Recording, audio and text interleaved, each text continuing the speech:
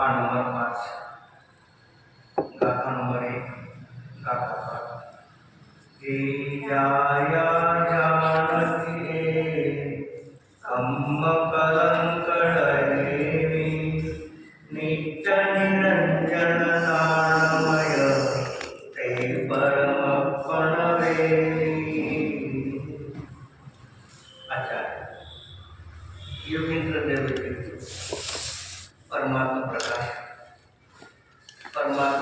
ग्रंथामध्ये योगेंद्र देव आचार्य स्वयमेव परमात्म्याला आपल्या पर्यायाने प्राप्त करून प्रकाश करून जो परमात्मा त्यांनी स्वयमेव आपल्या कार्य द्वारे कारण परमात्माचं ध्यान करून पर्यायाने प्राप्त झालेला आहे एकनिष्ठ परमात्मा अवस्था असं त्याला जाणून त्याचं स्पष्टीकरण केलेलं आहे।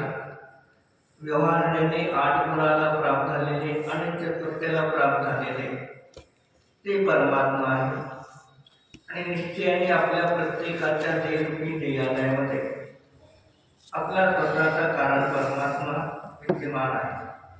त्यामध्ये आपण 7 नंबर पानामध्ये पाहत होतो का की कारण आणि कार्य अपूर्व पर्याय कारण आणि उत्तर पर्याय कार्य या प्रकारे तिथे सांगत असताना 7 पानामध्ये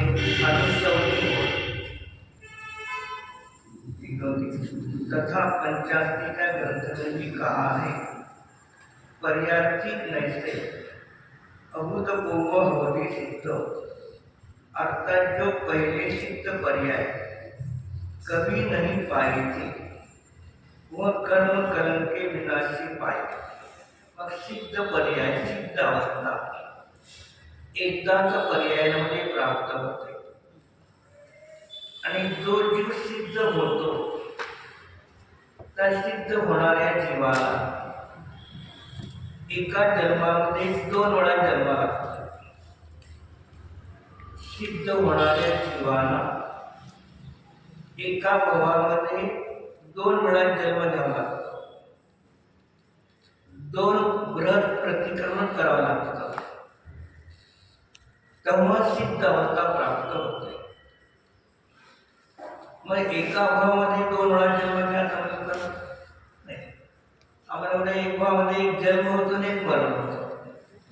मग 2 दीक्षेच्या अगोदर आणि दीक्षेच्या अगोदर आणि दीक्षेच्या नंतर मग एक मातेच्या उदरावर 7 नंबर पान मातेच्या उदरातून जन्म घेतला तो पहिला जन्म, नंतर दीक्षेच्या वेळेला परत एक जन्म आहे।